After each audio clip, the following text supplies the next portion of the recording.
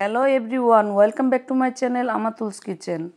আজকে আমি আপনাদের পাউরুটি ও দুধ দিয়ে অসম্ভব মজার একটা নাস্তা বা ডেজার্ট তৈরি করে দেখাবো। এই রেসিপিটা তৈরি করা খুবই সহজ। আপনারা খুব সহজে এই রেসিপিটা তৈরি করতে পারবেন। তো চলুন রেসিপিটা শুরু করা যাক।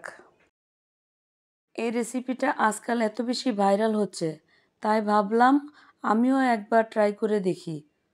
প্রথমে সামান্য তেল দিয়ে, তারপর 3 পিস ব্রেড নিয়ে সামান্য ভেজে উপর থেকে দিয়ে দিতে হবে মিল্ক। অল্প অল্প করে বারবার দিয়ে দিতে হবে আর শুকিয়ে নিতে হবে। আর যখন শুকিয়ে আসতে শুরু করবে তখন চারপাশ থেকে এনে পাউরুটির গায়ে লাগিয়ে দিতে হবে।